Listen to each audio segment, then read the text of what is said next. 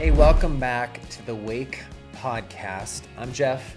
This is I'm Allie, Allie. and we are Wake Coaching. We truly believe that every life, if lived intentionally, leaves an incredible wake. And so we want to help people design their lives with the idea of leaving the best wake possible. So today, what are we talking about? We are talking about the concentric circles of relationship. Woohoo! Now, we've talked about this a little bit in the past. We talked about this with our teenagers and just relationships and how they're walking through that. And really the whole idea of concentric circles of relationship. This is something that we came up with as we were walking through some pretty major transitions in our lives. If you followed along on our podcast for a while, you know a little bit of our story. We were both widowed. We both kind of had separate lives previously, and then we get married, and our life that were two previous lives are kind of like merged together. Yep. And we're trying to blend them together. And Allie and her husband, who passed away, had 2 kids, and my wife and I, who passed away, had 5. So now there's 7. So there's 7 kids, 7 little opinions. And so in all the questions, all the opinions, all the things, all the time. And we're trying to figure out, how do we navigate all this just within the Went family? Our last name's Went, Jeff and Allie Went. Not to mention, what about all these other families and family traditions and family ideas pulling at us and tugging at us, wanting time and attention? And we're like, how do we blend well and establish our family, the Went family, our own traditions, right? Yep. And so because of that, we came up with something that has been hugely beneficial for us. We call it the concentric circles of relationship. And so we're going to get into that. We're going to talk about that. The first thing we want to talk about is changes in relationships. Now, this is interesting because, like I just mentioned, we had previous spouses and relationships, and then that changed. And I will say this, one of the things that in all of the loss that you experience when your spouse passes away, the one thing that you might not expect, but will inevitably probably happen, is the loss of the friendships that you had that were centered around, like, oh, we were couple friends. Oh, or they were closer to my wife Tiffany than they are to me, or they were closer to Tyler than they were to Allie. And so the relationship changes, and you don't really expect that. Yeah. There were a lot of changes that were unexpected. Even just the dynamic of, like, they're a married couple and now you're a single person. And you're suddenly not in the same season of life anymore. And so there's like these disconnects that can start happening in the friendships and the relationships. And that's part of the reason why we started talking about this concept, is because we had someone who was maybe previously a lot closer to us and a person that we would spend a lot of time with, or would be even kind of like a trusted advisor or just friend within our life. And suddenly we really felt that shifting, and that was hard to cope with. And it was hard to realize that we were in a place where we needed to start kind of redefining the relationship. Like, you have the DTR, like define the relationship conversation, right? When you're Which is dating. for real, yeah. And we kind of like get that within a dating context, but actually that happens in kind of any and all relationships, where you're in a specific kind of relationship and that can shift and change. And when it does, and you don't acknowledge the change or the difference, it can feel so painful. And this isn't just for the people who have lost their spouse. There's change in relationships all the time. Relationships are truly kind of a seasonal thing often. I think we all have this expectation that, like, if we really love somebody and they're a good friend to us, it's just going to be a lifelong friendship. We're going to be friends forever. Yeah. And you often say relationships are for They're for a reason, yeah. a season, or a lifetime. The reason might be like, oh, hey, our kids are in a sport together, so that's the reason that brought us together. Well, okay, that season of your kids being in sports will come to an end.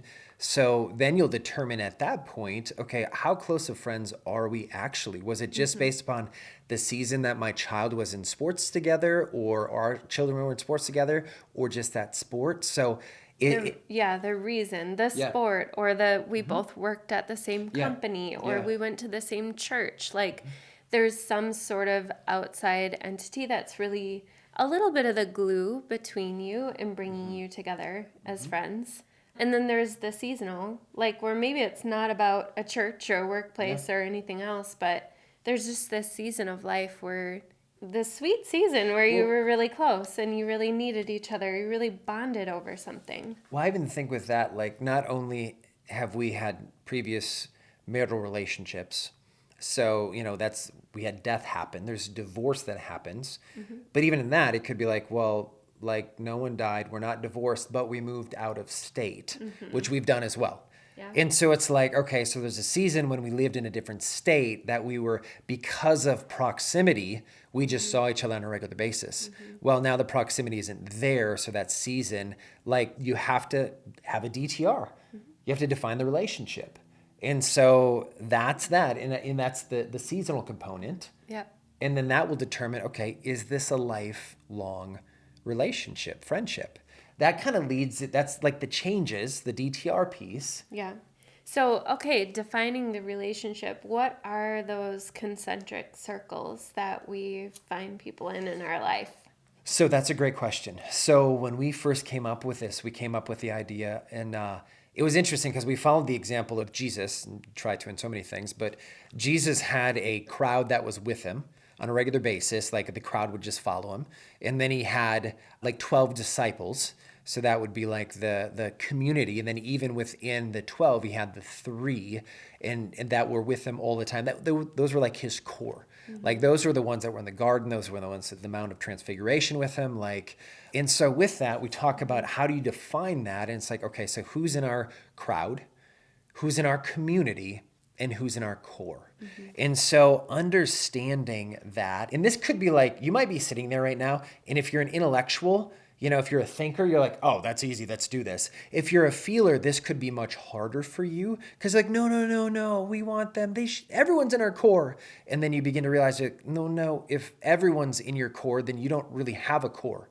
You just have a crowd of people. Sure. And so when you think about this is where the expectations really delineate who is in your crowd versus your community versus your core. So your core are the people that you go deepest with in relationship. And realistically, you have a very few amount of people that are in your core. Yeah. Right? Yeah. Like you can't expect that you have 25 friends that are all in No. your core. There's no way that if you're actually living a full life, working, have a family, all these things, that you can also maintain that many like real deep relationships with people. So maybe there's a handful of people in your core, right? Right. And when you think about this, like David Goggins talks about the idea of like a foxhole. Like who's in your foxhole? Like a foxhole is only so big, right? And the people in there, like you're literally in the context of war, you are trusting your life and trusting your life to those people as they are you. Now, that's not the same in civilian life, but the idea of like, okay, a foxhole is only so big. Yeah. So you can only fit so many people in there, just even logistically. So, so with that, like, what would you say are some things that delineate the crowd from your core or who's in your foxhole? So, I mean, we've talked about basically like the closer in that somebody gets, you have a higher level of course, trust Yeah. and vulnerability with them. And so part of that, to me, it means like the level of disclosure Yes. that you have with them, like what you share with them. Can I just say, like, think about a time, and I know I can think of multiple times, but you're in a social setting with people you don't really know well, and then they start sharing one of their deepest secrets with you, and you're like, I don't even know your last name. I don't feel like I should know that about you.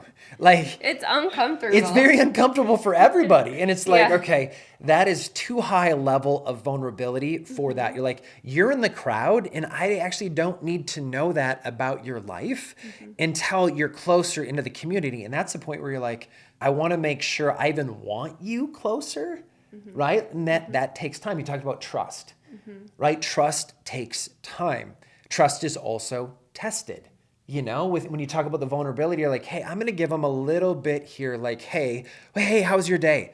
And most often you're like, it was great, or sometimes like, honestly, it was kind of tough because, one of our kids, this happened. Oh my gosh, what are they going to do with that information? Mm-hmm. You give them just enough information to test them to see if you can trust them. And you might be like, that's really methodical, Jeff. And that seems like, oh my goodness, very linear thinking. But it's like, it's wise. It's wise. Mm-hmm.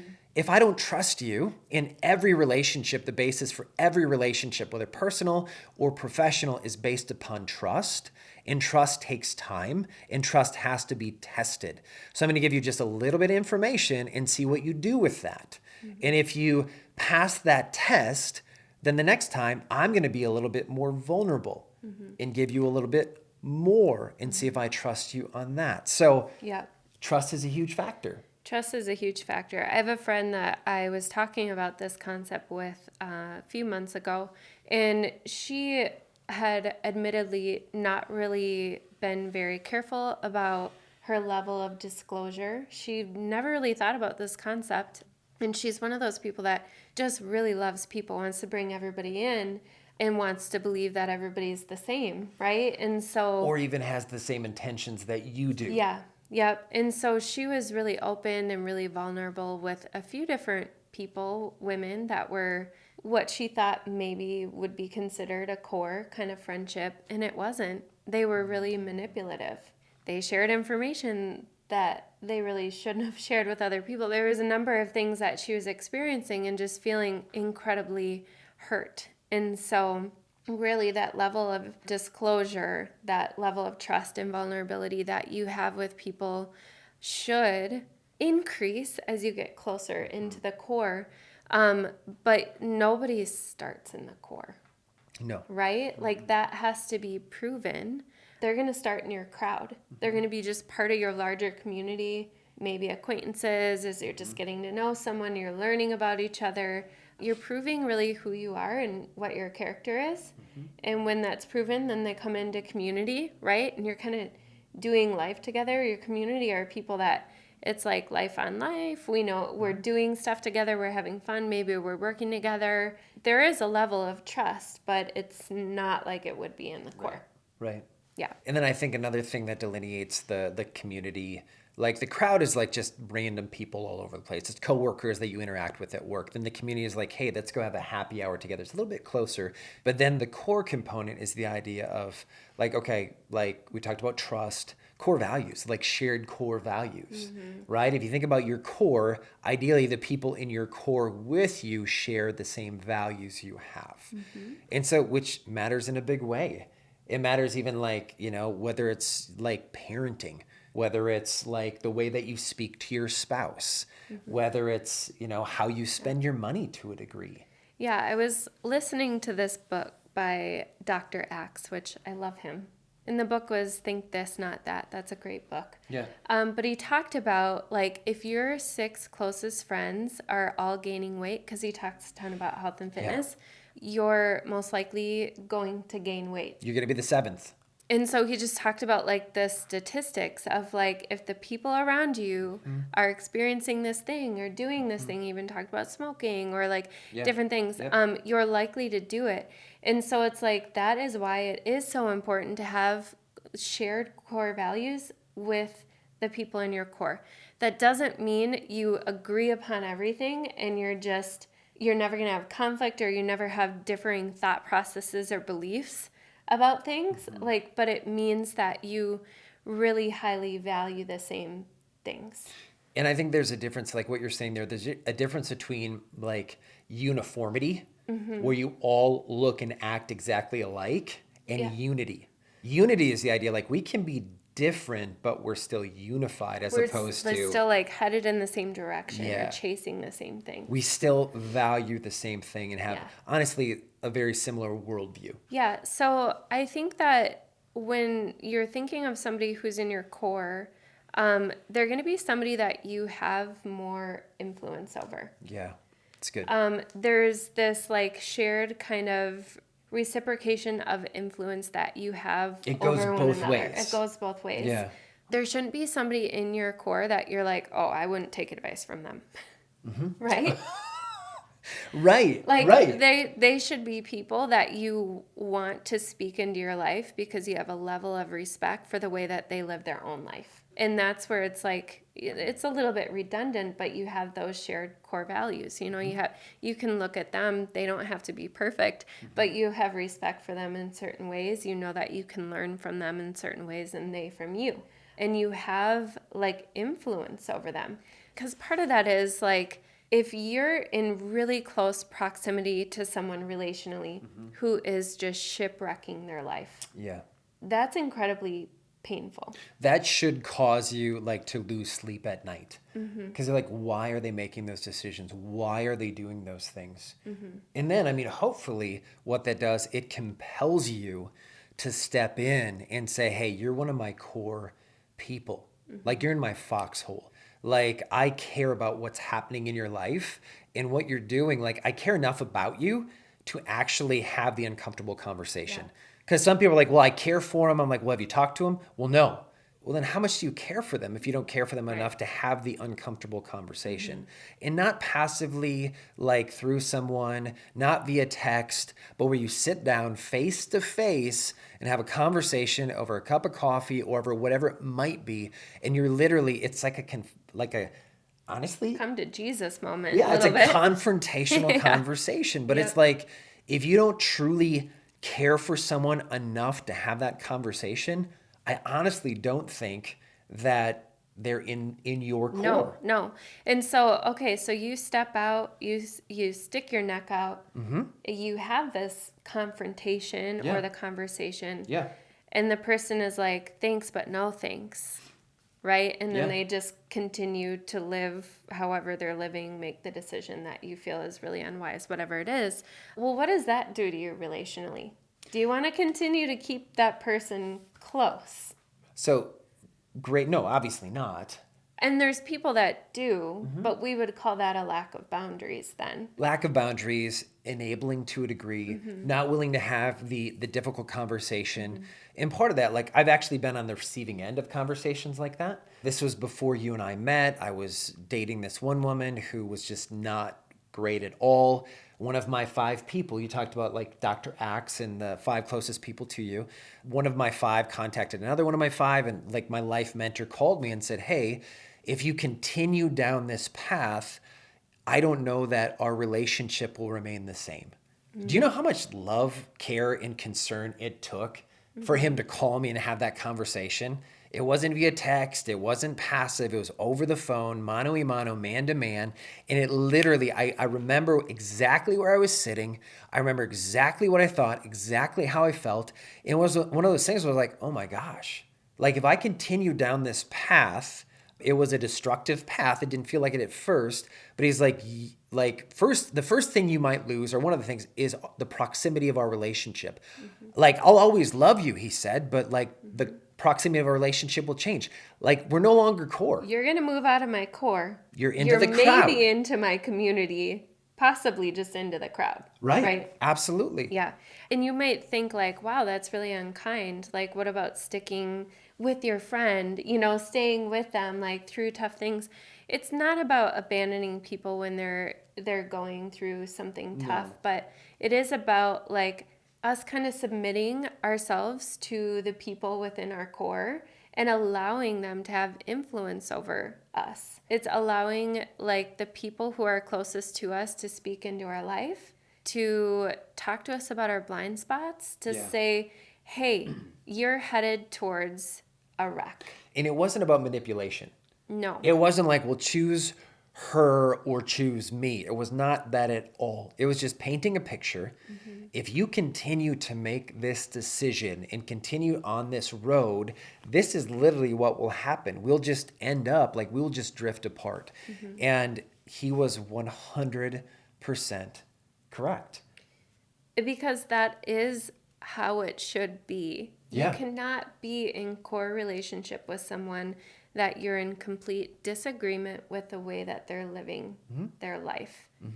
It's just, that's not appropriate for a core relationship. And so he wasn't threatening, he was being kind. Yeah. by communicating like, very clear, very hey, kind. this is what's going on. Yeah. And this is the potential consequence. And I circled back with him years later, and I talked to him. I said, "You remember that conversation?" Like, he's like, "Yeah."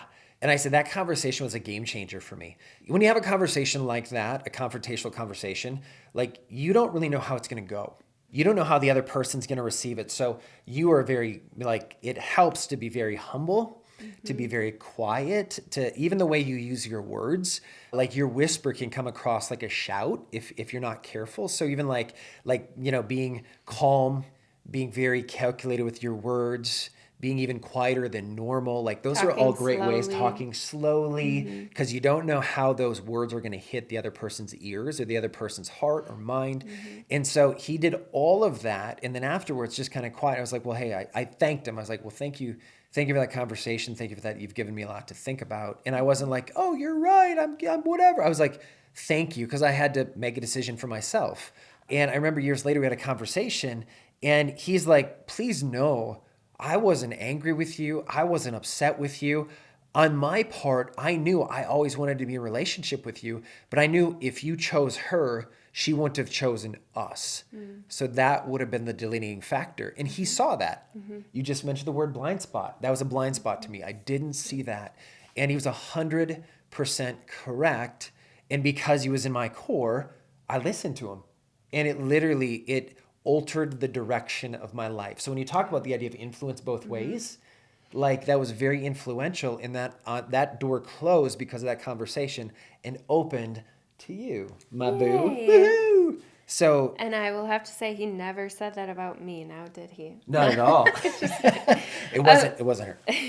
So, the last thing, kind of determining factor on whether or not someone's in your core, your community, or your crowd is just the level of reliance, reciprocal reliance that you have on one another, right? Like we had this conversation, we're talking through this, and it was interesting because well, I don't want to feel dependent upon, but I feel like you should be dependent Reliance or upon. dependence. Reliance, dependence. Which And one? Allie kind of is like, she goes, well, You said that you'd rather use the word reliance, and I was like, that's because you're not comfortable with the word dependence. What? I think it's kind of a man thing or a It little could bit of a be. Jeff thing. It could Yeah. be. Like I have this like strong independent, but you're like, hold on. Like if you're only ever independent, like I think there's an interesting correlation between independence and isolation. And it's like we actually need people. Yeah, Right? it's not strength to pretend like you're No. completely independent, you're not reliant upon other people, you don't need anyone or anything. That's just pig-headed. Yeah. Like it's just not true for No. anyone. So if you honestly can't admit that you need other people and you can't open up enough to really put yourself in a place of needing to depend on other people, Yeah. well, that's a real lack of vulnerability and self-awareness. And that will limit what you do in Absolutely. relationships, in life. I mean, there's an ancient proverb, I don't know who said it, but if you want to go fast, go alone. If you want to go far, take people with you. So when you think about that idea, like that idea is one for me, like I remember when I first heard that in college, I was like, okay, I need to begin to be more dependent upon people. Yeah. And so with that, like this, we talk about this mutual dependency or this It's not codependency. it's not codependency.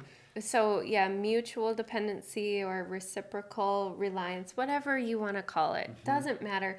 The point is that the relationship doesn't feel one-sided, where one of you needs the other way more, Yeah. right? But there's mutual need or reliance upon one another. And we've all had that person where it's like, or I have, maybe not all of us have, where it's like, okay, we're in a place of need, we open up, we're like vulnerable about it, maybe crying about a situation, right? Like you really open yourself up. And then you try to ask about them and they're just very like flippant and surface level. How about you? How are you? And like, I'm oh, I'm good. perfect. You're Everything's like- perfect. And you're like, that feels like a total betrayal. And now you completely regret Yes. like being so open and Being so vulnerable. vulnerable. Yeah. So that's, I mean, just very like situational, but that's kind of what it would be on a relational level. Like, We don't want to have these friendships where it feels really one-sided, where we're the only one willing to say something when we need something. Yeah. And the other is just like, oh no, I'm good. Like that doesn't feel good. It doesn't feel like they're allowing us to be there for them. And at the core of it, like that makes you feel not as close to them. Because it's interesting. I was just thinking about this as you were talking about this. I have and this is seasonal too. Like it could be like there's some seasons where you're more reliant upon that person's assistance. Absolutely. And then like, oh my gosh, like I had a coffee with a friend yesterday. I talked for 2 hours and I was like, hey, this talk was so much more about me than it was about you. And I apologize. And I want to get together and hear more about you. He's like, no, no, no. He's like, this talk was meant to be about you. And I was like, well, thank you. Because he's loving. Because you, he's caring loving for you. Yeah. caring for. He goes, this is, I wanted to have this conversation and I wanted to allow you time to speak. And it was like, honestly, it was therapeutic. It was like cathartic. I was like, I felt lighter afterwards because I got a chance to process some emotions and some thoughts and some things that we've been going through lately that I was like, that was incredible. That was literally, it was incredibly beneficial. But I did say, hey, next time it's about you. He's like, absolutely. And it matters. That matters in a huge way. Yeah, if it's too one-sided, suddenly you feel almost like a caretaker for that person. Yeah. And it's not a friendship or relationship. It's more like you're caring for them as a child. Like if you see when you like you're on your phone, you see their name pop up, you're like, oh gosh, what do they need now? What do they want now? So the last thought that we have just about this idea of the concentric circles of relationship is going through an exercise, especially if you have felt some of these things relationally with people where you're like, oh, I feel like I need to put a boundary there. I feel hurt about something, or I've felt like a shifting in this friendship and that feels a little bit painful. Like I would really recommend like you kind of map out some of these key relationships and identify where they are, because that just helps you be so much more intentional about that relationship. So if they used to be core and there's been a drifting, and now they're out in the crowd, that's okay. It just helps you to put the right expectations around that friendship so you're not constantly feeling kind of let down and hurt, like, wow, they haven't called for a while. Like, I have no idea what's going on in their life. They didn't call and wish me happy birthday, whatever. You would expect that from someone who's in your core. But now that they're in the crowd, you're like, all right, that's not really an expectation. And so I don't need to continually just keep getting hurt or feeling disappointed about that. Well, and also like it frees you up from the expectation of like, well, hey, they're in my core, so this is how I would treat someone in my core. Right, I'm showing up for them. I'm showing up for them, but there's no reciprocation. You're like, then you're like, your expectations aren't being met, your feelings are getting hurt, and you're like, what's the deal here? What gives? And you realize, oh, I might no longer be in their core. Yeah. And I'll just be honest, like this isn't an easy thing to do, because this is, like the more honest you can be with where you place people, the clearer your expectations upon them and towards them can be. And it can free up emotional bandwidth for you, because you could be like, oh, I should be doing more. But you're like, but why should I? Because we're not in the same space anymore. So no, I can actually save that emotional bandwidth and invest that into someone who is in my core, rather than fretting or being emotionally distraught about a former core member who's now not even in my crowd, but in my community. Yeah. And so I do encourage you, when you do this, like literally draw out concentric circles, put their names in there, be as honest as possible when you're putting them in their different positions. And then I do want to say one other thing with this, like there's certain people like, well, oh, it's my brother, or it's my mother-in-law, or it's my brother-in-law, or it's my cousin, that because you have this blood relation, you feel like, oh no, they should be in my core. Can I just encourage you, like if they weren't your cousin, your mother-in-law, your brother-in-law, your brother, if they weren't that, if they didn't have that title, would they even be like on the community, the crowd, or the core? Like that's where you have to look at it and be like, on the target. would they even be there? Would they even be, because I think a lot of times we talk about healthy boundaries in relationships and people are like, oh, well, how do you do that? This is how you do that. Yeah. Like literally the circle around there, that little line of ink, that is the boundary. And so if you don't really talk to, like I have family members I haven't talked to for years because I had to put up a boundary to protect myself and protect my family just from their influence. It's not easy, but it's Yeah. healthy. Just because they are family does not give them a free pass into a certain circle. Right. Be realistic about where that relationship really is. And by mapping these people out, like, it helps us set expectations. We're not sending out a newsletter with a picture of where everybody's at. That would be interesting, but Oh we're my not going to goodness. do that, okay? That'd be interesting at the holidays. You don't need to inform everyone. Right. But you can now be so much more intentional about who you're spending your energy and your time on connecting with. Yeah. So if you've kind of realized, you know what, there is someone in my core that, like, I didn't really realize, but they are so there for me. Like, they are always that person. They're genuinely for me. We've had people like that in our life where we're like, they're not in our everyday life, but they are actually in our core. Yeah. And that's been interesting, like, proximity wise. We don't live next to them. We don't see each other like every day, but they are so core. And so by doing this exercise, that actually helped us to see, like, you know what, we're investing more time and being way more intentional with them. 100%. And it has been incredibly life-giving for us. Yeah. And so this just helps you to kind of right size, like, who you're putting your time and energy into. Not that you don't love the people in your community or your crowd, but you're being intentional about which friendships and relationships you're really investing into. And it's a great way to manage your emotions. Yeah. I know that for me is a huge thing. Like, it helps me as I'm learning more about my emotions and gaining more emotional intelligence. Like, there's friends that I've had for years and I'm like, why aren't they texting me back? Yeah. And it really hurts. And I'm like, okay, I have to adjust where they are on the concentric circles of relationship. And my reliance upon them, as that goes down, then the amount of emotional bandwidth that I give to that goes down as well, so that I can literally, we talk about this idea of how do I focus my emotion more on those who are in the core. And so that is an additional teaching of ours. I'm sure we're going to talk about it again because this applies to so many things. We have this with our coaching clients. We have this with our customers. We have this, like we've talked about, with our kids. And now we're talking about, like, relationally, family-wise, friends-wise. It's just such an incredible tool we use in multiple facets of our lives. And so I encourage you, start with your friends first. That, your friends, your family, like creating, okay, who is in my core? Start with that first, move out from there. And I'm sure in future episodes, we'll talk more about it and you get more insight on it there.